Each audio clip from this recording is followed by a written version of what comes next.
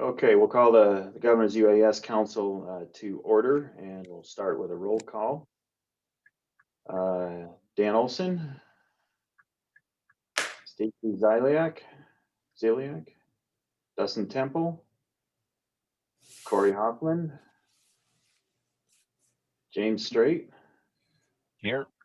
James here. Faithful James. Jen Fowler here. Yep. Mike Boselman. Paul Sapaniak. I do see Paul on there. I'm here. Steve White. Here. Wes Err. Joe Froelich. And myself. I think I got everybody. We did have a little bit of membership change again. So we're down a couple members. And so hopefully that'll get amended in time. Just a couple. Yeah. Oh, yeah. And I do want to introduce a couple of the public guests here. So we have two on the call here that I see. Brian Collins, who's the GIS manager for DNRC, and Brett Leon, who's one of our drone gurus. He's our first pilot for the central office of DNRC and the IT team, working on helping us to stand up our programs. I invited them to come in and listen to the different type of reports that Jen would be discussing, so that we can get organized within our agency. Anybody else on the call from the, not seeing it? Hey, Craig, this is James Strait. I'm currently on the road in the middle of South Dakota, so I'm just going to be in listening mode. If something that needs my attention comes to be Paul or whatnot, and I can pull over, but otherwise I'm just going to listen. All right, sounds good, James. Thanks. You chasing a drone or something? Unfortunately, coming back from a funeral, so. Oh, sorry to hear it. But a day like today, a drone might just make it to South Dakota before that battery dies. Yeah, I guess the wind's supposed to pick up though, so. You probably don't have it there. It's coming though. It'll hit you right in the face if you're coming west. Sorry to hear you had to do that trip, and watch your fuel mileage. It's about to plummet. Right on.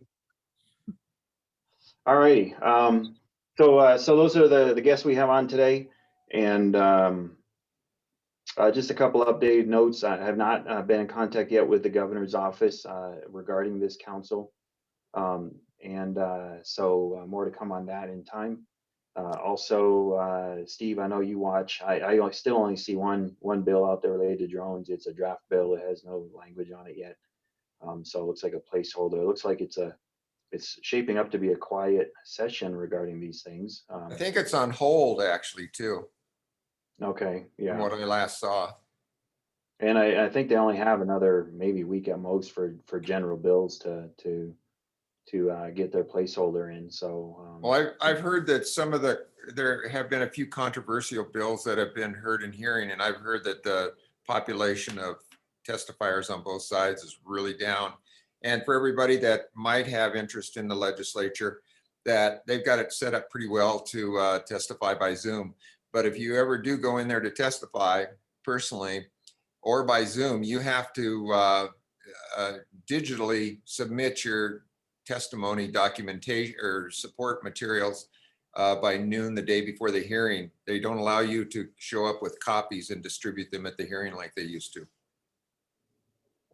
yeah, I imagine if you were physically there, you might be able to. I don't know. No, if you're physically there, you have to submit your stuff ahead of time before the noon the day before the hearing, and then they'll make copies and distribute them to the committee members. That they're not going to let in, and they're also not letting everybody sit in the hearing rooms. I've heard that it's one person at a time in the room, and they come out in the hallway and grab you, and you have to sign up that you're going to be testifying. So anybody that's interested in doing that, it's a lot different than in the past. So I think it will be, maybe there won't be as many bills. I hope so.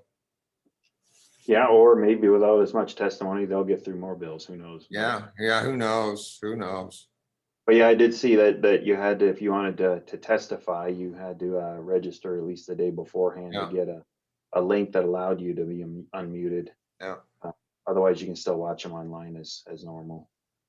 Although they are still working through some of the microphone and speaker issues. Sometimes those councils are a little hard to hear people. Yeah. But I think they're getting it worked out. But Yeah, in some ways it makes it a little easier for everybody in that sense with them more virtual. So, but not a lot with that we've seen so far with regarding UASs and such. So it may be that this isn't the session for those to get a lot of attention. They got other bigger fish to fry or something. So, but we'll see. Those things can always change on us, but it doesn't look like a lot. So, all right. So we'll go ahead and jump into Jan, your presentation about what how the university handles these things and what kind of materials or and documentation you do around a drone mission. I know there's differences for Part 107 and for COAs, but I'll let you kind of help enlighten us all because I think there's a lot that we can learn. So Can I share my screen? Yep. I hope so. You should be able to. Yep, you can. And There you Jane, shout out if there's something you're like, hey, I can't see a screen, so explain what you're talking about. go. No, looks good. Yeah. Okay. So I just quickly here was going to go through the requirements of 107 and then the requirements of the public aircraft side, but also I nerded out this weekend with some regulations. So there's some other things to consider. When and I was putting this together thinking about documentation, what do we need to keep? And a lot of this we already keep on the university side. So I'll point out what we keep and then also actually I think we keep everything we need to cover all these areas, but just kind of show you what our process is. So under 107, you need to have your license, your remote pilot's license and your driver's license handy, your aircraft registration, if you have a waiver and exemption. And then there's this piece in the law that says other documentation related to the operation, which is to me a little bit unclear what that means, other documentation. And something in the new law that's coming out, there's two laws, remote ID and flights over people. And I believe it's the one under flights over people, and it's going to get added to subpart D, I believe. But they're going to, under 107.7, it says that you have to give this required information to the administrator. That's the current law, but that's going to be expanded to include TSA, NTSB, federal, state, local, or local law enforcement. So I just thought I'd throw that out there if anyone hadn't read that part, that more people can ask us for our documentation. And I'll go through this, and then I actually have some thoughts at the end where I throw out where I think some of this documentation should stay, honestly. Go this way. Okay, my screen is not, there we go. This is the public side. So if you go ahead and you decide you want to operate under public operations, which I advocate, since we are public entities, it's nice to have the flexibility of operating either under 107 or as a public operation. If you choose to go public, that's when you apply for a certificate of authorization.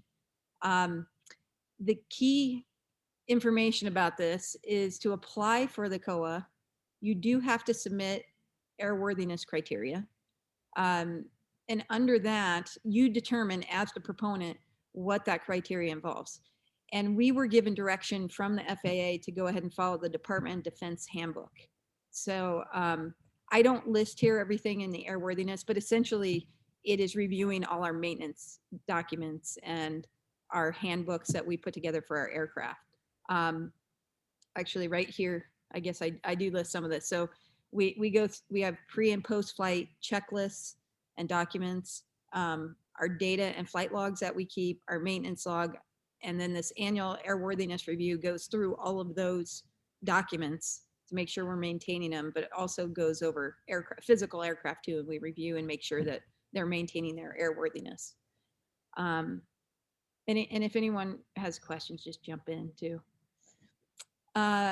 For the COA, once we get the COA, so those were documents required for the COA. Now these are documents that once we have the COA, listed in our COA, every single one of our COAs, we have to keep track of our UAS activities and report them monthly. And I have a list here, and I'm willing, by the way, I know I'm going through these slides quickly. There aren't that many, but I'm willing to, anyone can have these, have access to this. So our monthly requirements per mission is total operating hours. So actually it's mission and aircraft. So it'll ask at the top of the monthly reporting which aircraft we use on that COA. And then we report total operating hours of that aircraft, total ground station hours separately. And then you have to put in the date of your flight. And again, how many hours that aircraft actually flew, how many hours the ground station was on, your pilot time, duty time. You don't have to name the pilot. You just have to list, like, pilot 1 flew for X hours, pilot 2 for X hours. The location, city and name, latitude, longitude, number of flights at that location. And then we have to report if we had any lost comm events, and if we did, the date, the type of event, the duration of the event. And then total number of equipment malfunctions, number of lost link events, total number of deviations from ATC instructions, any takeoff or landing damage, and any operational coordination issues that occurred.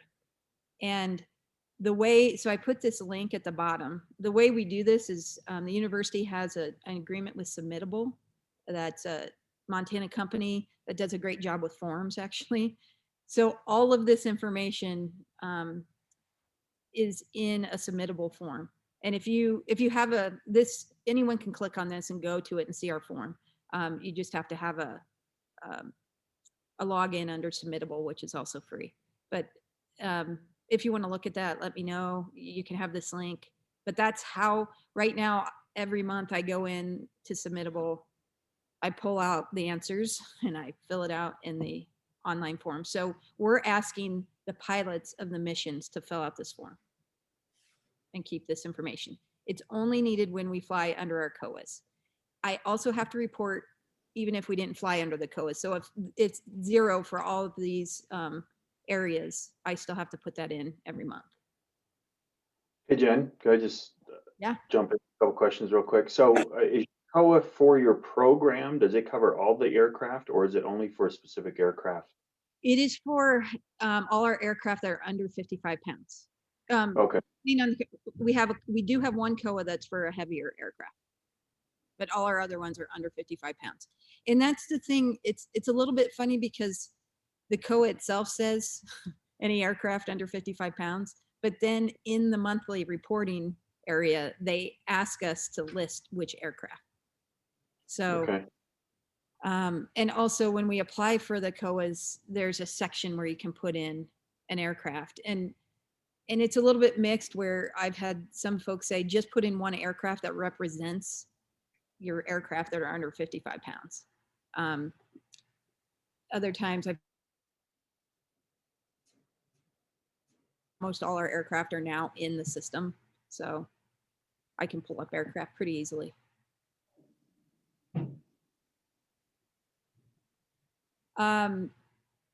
Then this came up, this slide right here is a picture from in August, I took the recurrent training for Part 107. And this, I circled this whole area, but right here, this, if you see my mouse, it says Title 49, Part 830 requires immediate notification to the NTSB. And this has been true the whole time. Outside of Part 107, Part 49 does apply to all of our UAS pilots. And it talks about preservation of records down here where I have this big arrow. So I pointed to this. So what I did is in this next slide, I pulled up some of the language from 49 CFR 830, section 830. And so this is a conflict. And even the FAA notices this, that under 107, we have 10 days to report an accident, but under the NTSB, we have to notify immediately. And we have to notify for more than just the definition of an accident under 107. And I bolded this section about how if we are involved in an accident or an incident, we have to retain all records, reports, internal documents, and memoranda related to the accident or the incident. actually, I had another, oh, I'm getting confused between the class I just taught and this presentation. In the class I taught, I actually have a slide that lists, it's a pretty long list of everything we have to report, and which qualifies as an incident under NTSB, and it includes a flyaway, lost communications. I mean, a number of things that under 107 we're not told to consider, but under 49 we do have to consider. And that's not working. Because of the COA, or No, it's this- layered, you have to anyway. this is whether you have a COA or if you're under 107, this 49 CFR 830 applies to UAV operations. And this I find fascinating because it's just 107 and 49 do not coincide with each other.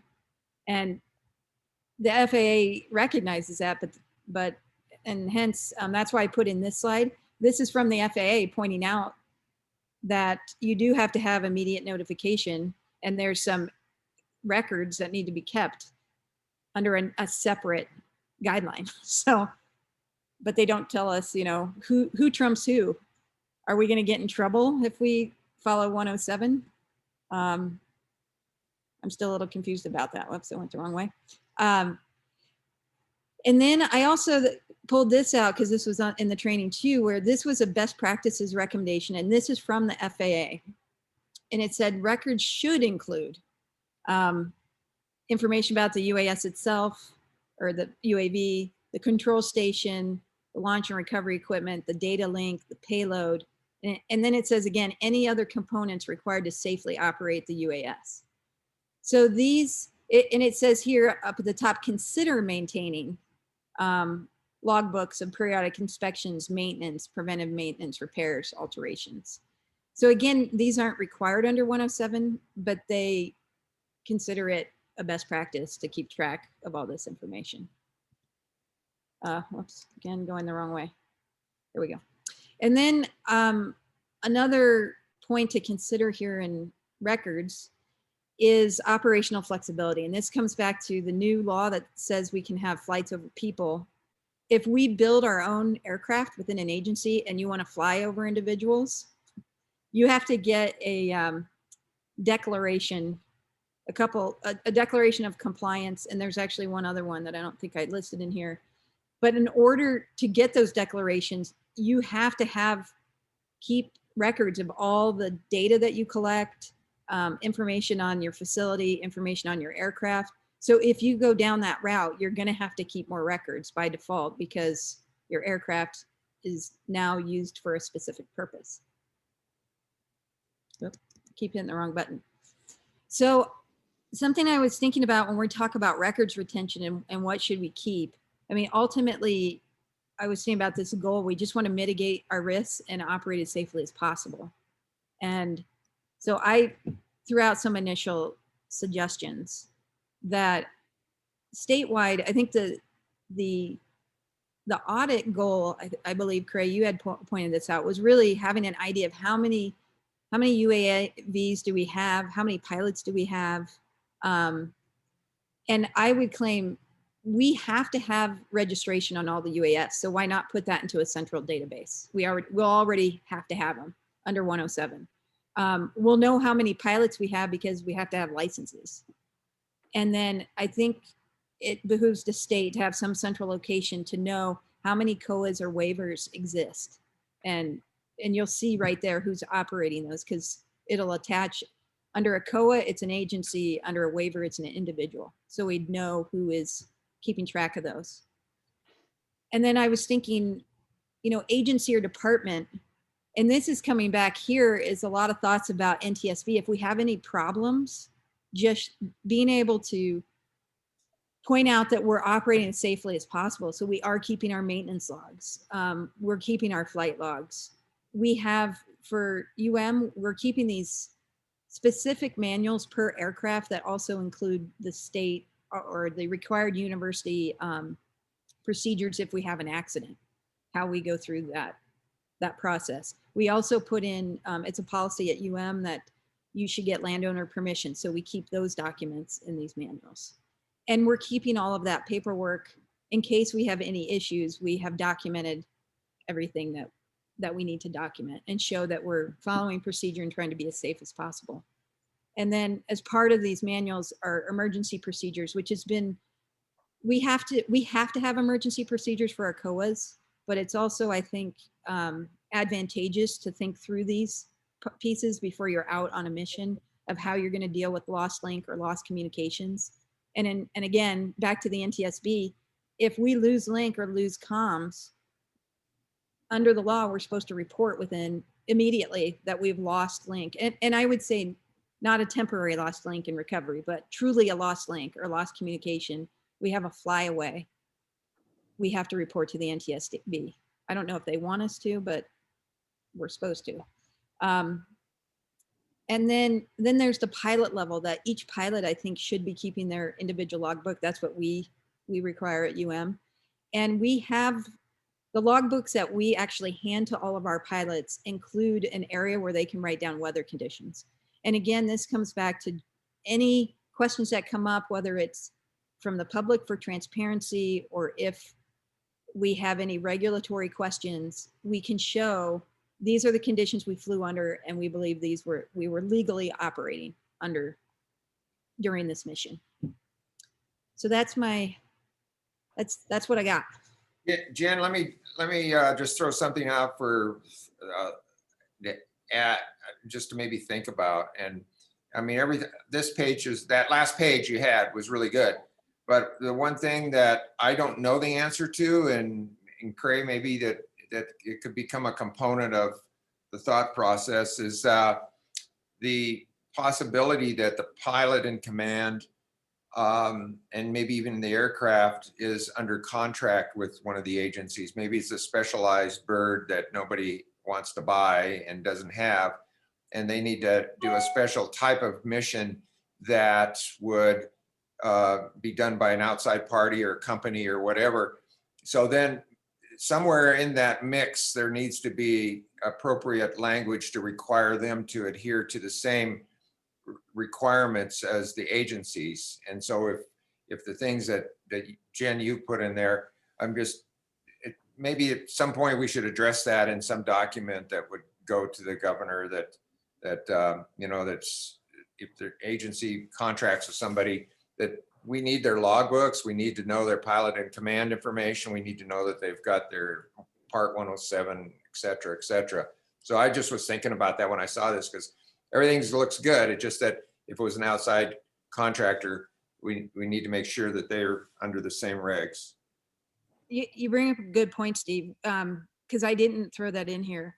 If we do have, so if a outside entity works with us under one of our COAs, we actually do have to submit all of that to the FAA, and then we lease their aircraft. If they work as a contractor separate from our COAs, we do require their insurance, remote pilot's license. And my understanding at this point is most insurance requires the logbooks. They're going to want to see those to give insurance. So it seems like companies are starting to keep a lot of this information as well. I think just a few little tweaks to the language that says agencies and contract parties under agencies, types of things, that just so everybody's on the same page. Yeah, it's a good thought to capture. So, and I don't know how, I imagine there's, I mean, how much of the logbooks, I mean, do you need to see the last 30 days, 6 months, whatever, that they would have to submit then to the state agency for the record? Is that what you're? Well, I'm thinking anything that they did for the state agency, I don't think we need to dip into what they've done for other clients, but the state agency has some sort of documentation as to what took place. It's a little different if they're flying their own aircraft, because, you know, we do kind of care about how used up their equipment is and their batteries and all this, because the state agencies are going to have a good list of that on an aircraft. But if it's a contract aircraft, you won't really know what's going on. But if they're coming in to fly state agencies contract aircraft, and they're a contract pilot in command, then at least you have good records on the state's equipment. But I think the big thing is that the logbook, to me is really important, that what was the mission, when'd you do it, and what went on, and flyaways and all this, because ultimately if they're under contract with state agency is on the hook liability wise. I mean, they'll have their own insurance as a contractor, but still it's the state agencies that's on the front line of it. So Yeah, and that's where I was thinking it probably would come down to, really the question is liability, and Yeah. and I'm gonna guess it's who owns the aircraft is going Right. to be the one that has to have insurance. Yep. But that might be something that we double check with risk and tort and such on that stuff. yeah, just some thoughts. Yeah, no, good thoughts. So thanks, Jen. So certificate of, not declaration, what was that one? About 3 slides back. Of authorization. No, the airworthiness declaration, if you like, build your own type thing. So, well, there was a couple things here. Let me go back, pull that up. There were 2 things that I threw in there quickly. So let me, I think it was the flying over people, if you build your own aircraft. Yeah, there it is. this is an extra, this, if the law goes into effect in sometime this month, I assume by April, this would be true. You would need a Declaration of compliance. declaration of compliance. So who is declaring you're in compliance? The FAA. So you're submitting all the information about it to them and then waiting to hear back from them? They're gonna give you a certificate of compliance or something? Yes, to fly over people safely. And Right. honestly, at this point, when I was reading this, what I saw here is we would never build an aircraft to fly over people. We would get, there's 4 categories now to be able to fly over people, and you have to fit, there's requirements in each of those categories, but it seems to me that it's the manufacturers that are going to have to get the declaration of compliance. If they want to advertise this as being as capable of flying over people. And I would personally say, let's just go buy one of those because they went through the process. Yeah, right. And often, at least for UM, our missions are not, we don't necessarily need to be over people. So I don't know that this is a big deal for us, but I just was thinking through, I could change my tune too if media arts or journalism does want to go out and fly, and they want to fly over people. They're going to have to make sure that they follow these guidelines. Yeah. And And go ahead. no, I was just gonna ask, like, if you're flying on campus, are you considered flying over people? Because there's the potential for a student walking underneath. Yeah. I wasn't sure how much of that was geared towards, because I saw a lot of language was basically, if you're in a vehicle, you can fly over people because they got some shelter over them. But people are flying over a stadium of a sports event, and so it's like, okay, now that's really flying over people. Yes. So Well, it depends on the size of the stadium. What is the cutoff? 35,000 people or something like that. Yeah. There's a little bit different rules depending upon the size of the crowd. And on top of this declaration, you have to have listed that you're in compliance under these particular categories. So again, if you really wanted to fly over people, I wouldn't necessarily recommend building your own aircraft because it's a lot more hoops to jump through. I'd be Okay. scared to death of flying my own aircraft over a crowd. I think it would stay in the air, but I don't know.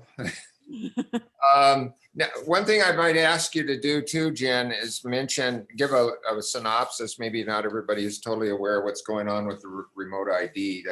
That probably is the biggest thing that I don't know how the agencies will have to deal with it. Maybe Department of Justice won't have to worry about it, but I think a lot of others are going to have to worry about it. And it's a deal breaker when it comes out. I mean, they've made a few positive tweaks to it, but why don't you just quickly give us your thoughts on that? Well, they're snarky thoughts. We have 3 Yeah, years. I know. Mine are snarky thoughts too. Yeah. I mean, it's 3 years before we have to worry about it. Yeah, 30 months. Yeah. So I was like, oh, I've got time. we don't have to think about this yet, but where we're already thinking is there's going to come up, some company is going to be able to sell us some kind of broadcast module that will attach to our aircraft. So that's what I was thinking. So this idea, remote ID, there's a list of everything it will tell anyone within your area from your ground station. It will broadcast information on your registration, your latitude and longitude of both the aircraft and your ground station. Trying to think of what else I saw in there. And so you have some device that will be on the aircraft, some device on your ground station that anyone with a normal telecommunication system like your phone should be able to pick up, which is, none of this seems to be set in stone yet, as they're assuming maybe Wi-Fi, using not Wi-Fi, but Bluetooth, which doesn't have a very long range. So I guess I'm still waiting to see exactly what these, what it's going to look like in reality, the details. You know, how far do you have to broadcast? The broadcast just has to be on radio frequency. It doesn't have to be on the internet. So that was a good change from the proposed rules. So essentially, you're broadcasting information that anyone should be able to pick off and be able to decipher. Although there is actually more details that have to be broadcast that only law enforcement will have access to as well. And one of the big problems could be for those flights that are outside of the range of any communications, like if you were doing a Forest Service flight or something like that, that you were way away from any kind of ability to broadcast. And so that becomes problematic. And then for those aircrafts that are not, and I think it's still in their proposed rules, for aircraft that you maybe can't retro the equipment onto, or you're just, you know, it's too expensive or it's too heavy for the aircraft, that basically you can fly without the remote ID broadcasting of control station and aircraft, but you have to be at an FAA approved airport site, you know, a UAS field, and it's designed to be a public field that the public could utilize, and you got to stay within 400 feet of that. And you know, it's for multi-rotors, it's not, you know, it's, everything's achievable, but if you did that 400-foot thing and you were flying fixed wing, I mean, I can't even imagine trying to stay in that airspace.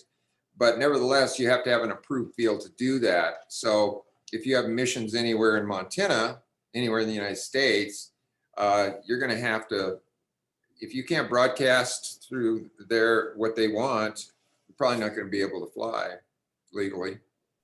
Well, my understanding is the broadcast happens off the aircraft. Like literally you're attaching a unit that will do the broadcast for you. Correct. And I'm hoping, I think ingenuity will succeed. I think people will start coming up with these retro things.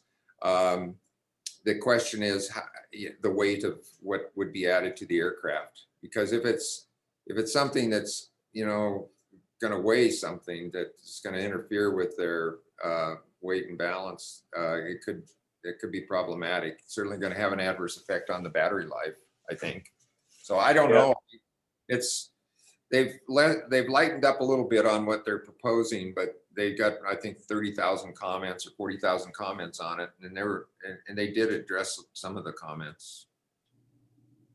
How strong and how far that has to transmit, I imagine, would have an impact on the battery there. But big deal. And if it adds any kind of significant weight, I'm talking a half a pound or more, you know, you put a half a pound of extra weight on a Mavic, the little guy's going to hover off the ground 10 feet. The other thing here is just radio frequency too. Right. You know, there's not enough bands to separate too much, but I think ultimately my hope is that they will just integrate it into the system. They're already transmitting information. So just add in more information and have a way to decode it. Right. Brett threw out a good question here about logbooks in the chat. And for we have logbooks. Each individual pilot keeps a logbook. And then We actually, so what's interesting is I would almost claim each pilot has a logbook and each UAV also has a logbook to some extent. We use air data for logging many of the things that I listed in there that we have to keep track of outside of the monthly reporting that is separate. We use air data and it will tell us, we can populate pilots and it tells us which pilot flew which aircraft for each mission. And then also we recommend and practice having each pilot keep their own logbook too. And part of that is at some point in time, although it's gone away, the COAs used to say the pilots had to be current. So they had to have 3 takeoff and landings of the UAS within the last 90 days. So each pilot needed to have their logbook that they go, yeah, I'm current on this particular aircraft. So there's been, I think, benefit also to our pilots as students. And when we think workforce development, when they leave the university and they go work for someone, they have their logbook and they go, look at all the flights I have. And so we do both. Okay, good to know. And that website you showed where you were filling out a form, is that a service that you pay for and they compile that for you? And or I didn't quite follow on that. Oh, let me share that. I'll click on it and I'll share it. Okay. Let me do that one. Oh, That's desktop.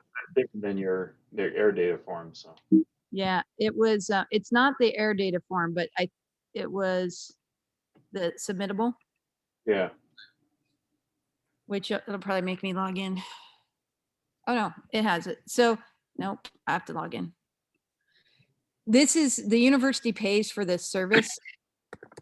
Another one we've used before is Qualtrics. So this can be, it's any, I have to go through this whole process. Any company or service that you can get that does forms is just kind of handy for us, which air data claims they can too. We haven't actually used it. That they say they do more or less collect the same data for our monthly reports, but we had this set up before we had air data, so we're using this. So you just select your COA. So each pilot literally, again, they can select the COA. We made this ourselves. This is our list of aircraft. And then you just start filling in. And if you didn't have any flights, you say flight 0. And well, I guess that's really more for me than for anyone else because they'll have flown. And then if they did have a flight, they have to answer all these questions for each flight. So you can do more than one answer. And then there is another piece here. Oh, if you had lost comm events and you say yes, then an extra field shows up to put in. So this is just ours. That So we, they do this Yeah, for every. Go ahead. They do this for every mission. if they've had using the COA, only for the COA. Only for the COA. And now if they have to come back and swap out batteries and keep going, is that 2 flights? Or is Yes, that 1 flight still? 2 flights. Okay. Do you like have an administrative log on where you can like print all the stuff off for a month and then you submit that? Is that how you handle it? Yeah, I just pull out a report and I can get it in whatever format I want it. And then I'm the only one that has to log in to the Right. CAP system to do the reporting. Yeah, that's what I was wondering. But it doesn't take me, it does, I just did it recently because it was January and it takes probably half an hour. Yeah. That's So I'm gonna ask a question that I'm slightly embarrassed at here, but so take a standard DJI Phantom drone, right? I mean, it's a pretty contained package. What kind of maintenance are you doing on that thing? Because you're like oiling the rotors or something, or what? it's got grease zerks. Don't you know that? I couldn't find them on ours, but I haven't looked in a while. Maybe Brett found them. Gotta look really close. No, the maintenance, like when we actually divide it for the airworthiness and maintenance logs. We divide it into a maintenance or a repair. So we actually have very little maintenance that we're doing. We're keeping, you keep track of the motors, and there is, I found a limit out there. I forget now how many hours recommended. And so we're watching that pretty closely, but most of the time it's repair. Like we had a wire break, so we're soldering something back together, or your props, you know, if you have a number of props come off, we'll log that. Like we just went through a whole set of props. Okay, So there really is very little maintenance. all right, because I We could see more swapping out inspection. the propeller, making sure their motors all work, you know, Yeah. run. But beyond that, I was kind of scratching my head of what do you put in that log? 'Cause- There's not, it will clean off the sensors just to make sure we aren't, you know, if we're landing constantly, so it's more, I guess that would be the maintenance. We're making sure it's staying clean, that our systems are still working and no screws look like they're coming loose. I figured tracking hours would be potentially one, but okay, all right, well, good. That makes me feel better because that's about all I could come up with. So, No, it's not onerous maintenance that we're doing. right. So, okay, all right. Well, let me open it up. Also, haven't heard anybody else jumping in here, but also for our public guests, if you guys had any questions, I imagine you've gleaned some pretty good stuff here so far. Yeah, I don't have any specific questions. That was really helpful, Jen. Thank you. Craig, I've got a short report I put together. Let me just share that real quick. And can you see that? Yep. Okay. Basically, this is some of the things that I keep track of when I'm doing a flight. Some of them I don't bother with, but this is the ideal thing. Be the date of the flight, start time of the flight, just a short thing on what is the mission, what aircraft am I using, what is the general location. You could do Latin launch. I don't do that. Weather's misspelled. But what is the weather condition, wind speed, direction, the number of batteries I used, and I have my batteries numbered. So I keep track of that, even though I can use the aircraft to see the total time I've used a battery. The number of flights that I did, the duration of the flights, AGL that I was flying at. I also record whether or not it was a land-sea flight, which basically means I'm flying in an area that I needed some sort of authorization number. I'm not flying in, you know, 0 AGL areas around airports, but I'm flying where I needed to get an authorization through AirMap. And so then I have an authorization number that I can give my client. So if there's ever a question as to how did you achieve the footage, I've got proof that I got the authorization to do it. The mileage is not miles flown by the drone, miles that took me to get to the project. So I keep track of that. The camera that I'm using and what are the settings that I used on the camera, and also mention of what lenses that I used. And then I keep track of the clients that I do stuff for. And in the notes are just general notes of things that occurred during the project. And then the safety log would be more of a general thing and maybe more relative to agencies where you keep, you know, the date, time, who's the pilot in command, what's his certificate number, and the aircrafts that he's flying. So I uploaded this into Teams, and unfortunately I can't figure out Teams half the time, so it's under procurement. But I just threw this document out there just basically to list out some of the fields that I deal with. So. No, thanks. That looks super helpful. I was curious about that with Jen too, with a list of things that they're submitting online. It's like, oh, that'd be really helpful to know what exactly you guys are capturing. We have a list similar to that. Actually, I can run. Let me get it real quick.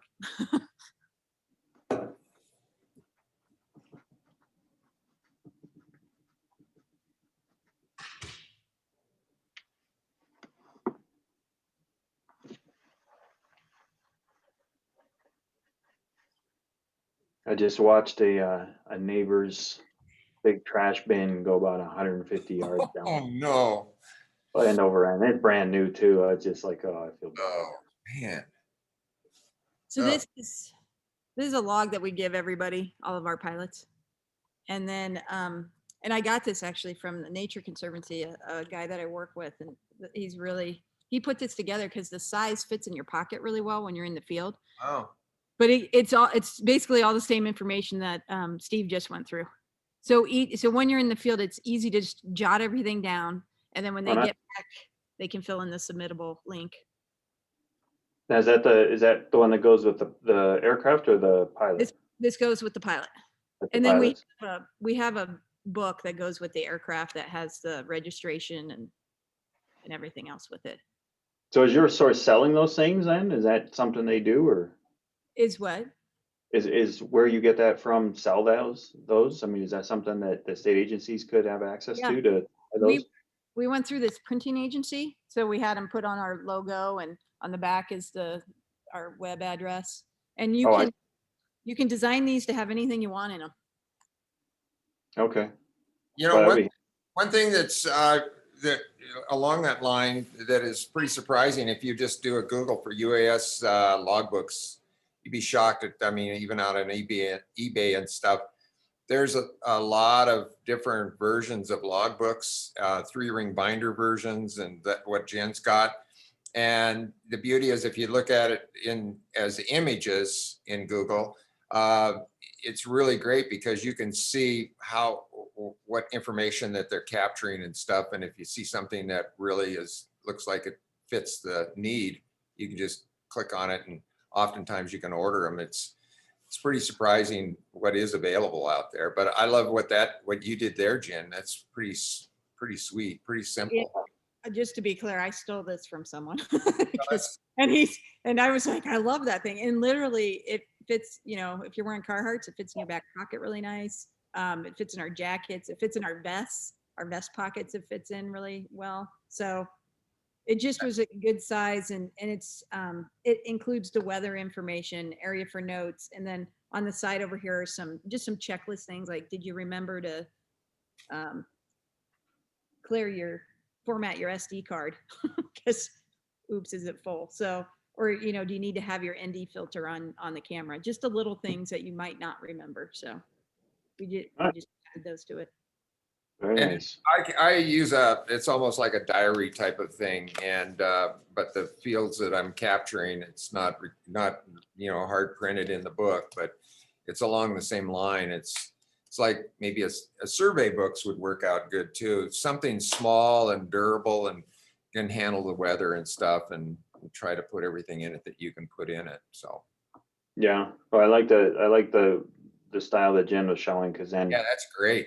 to fill out a box, they can look and see, make sure they captured all the information. Perfect. Well, and that's important because you got a lot of different pilots in that case that you want to make sure they're all on the same track. So. Yeah, exactly. So that's really, really helpful. Really appreciate all that, Jen. Do you have a simple list for us as a council as we start figuring out that under 107 you need these? I think we had said like 3 or 4 forms, and then under COA you need these 8. Do you have that in that kind of an organized thing that's can be put in the team site or is already? I can put something up there. That'd be great. That'd be helpful, so that we can incorporate that into one of the recommendations that for depending on how they're flying, these are the things that at a minimum should be kept, and then we can identify what are the best practices that agencies should also be keeping track of or something. And I guess again, I'd throw out, this question about NTSB. I don't know how active they're really going to, how involved will they be in accident investigations or incidents? And I haven't heard of them doing any incidents. Like, do they really want us to call if we have to fly away in the middle of nowhere? Right. They don't, that they have other things to do, but I started thinking a lot about that. If we follow the NTSB guidelines, there's a lot more to keep track in the records than just under 107. Is what you just mentioned on the NTSB, was that just popped up on your recurrent FAA page that you were studying for the recurrent? Because I had seen that's in conflict with Part 107, because the entire point of our Part 107 certification is to be able to address the demands of the FAA Part 107.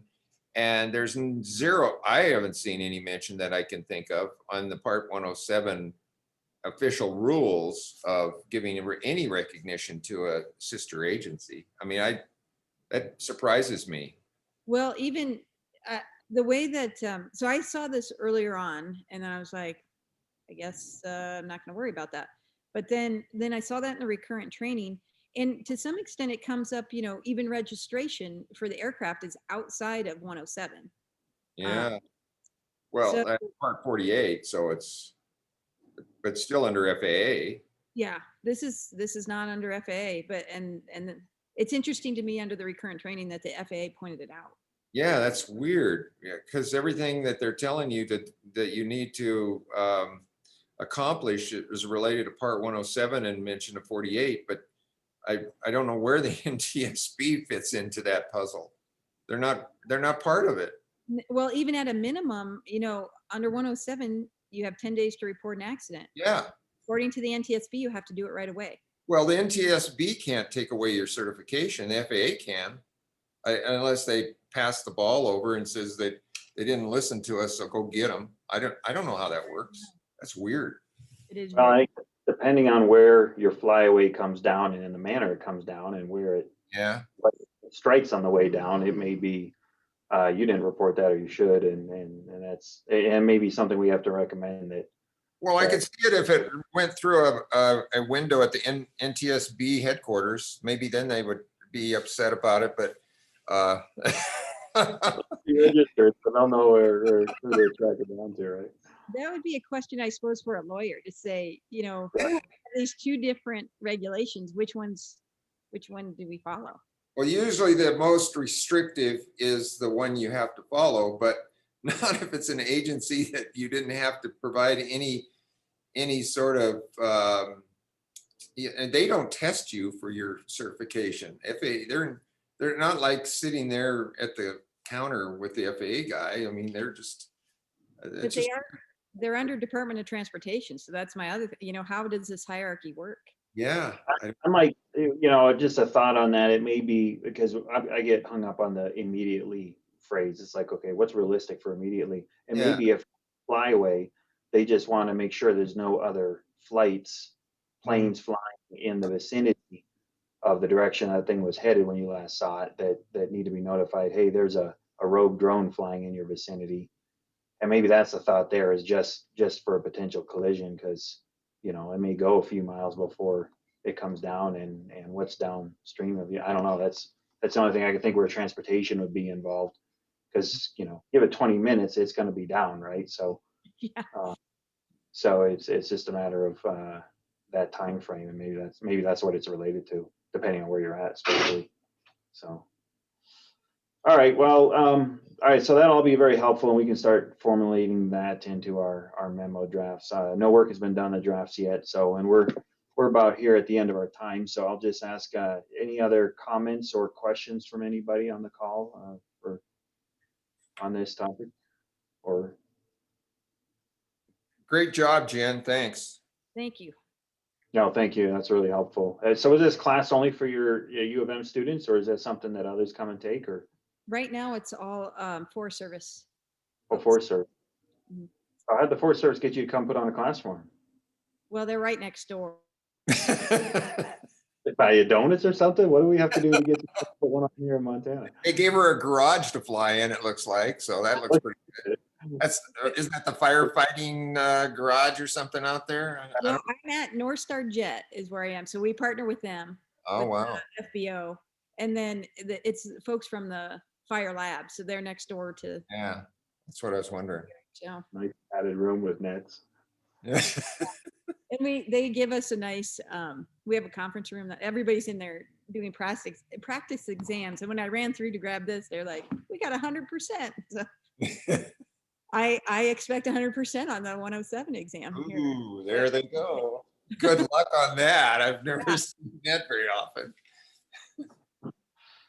Well, good. All right. Well, thanks. Any other comments for the good of the order? Any other future agenda topics we'll talk about? Working on those memos. So, Are we going to discuss that one thing that we talked about last time was it was the final version of the procurement document? Or you changed Uh, from draft to final or something like that? yeah, I switched the title on it in the team site to final. So Okay. Is it, We have have- you submitted that, or do we need to discuss that? no, it was submitted. I just had Okay, to update okay. the title so that Because I read it and it looked good, so. so we knew what it was, which one it was. So don't know what became of it. You know, and this is where it probably got caught between, you know, the end of the administration. We quote got that across the finish line for the last administration, but not in time that they actually did anything Right. with it. So we'll probably have to have a discussion with the new administration about here's what we had submitted as a recommendation, and what they want to do for that with the rest of the agencies and when they want to put that out. So those discussions will all be coming, and we'll see if we have to revisit any of that. Okay. Any other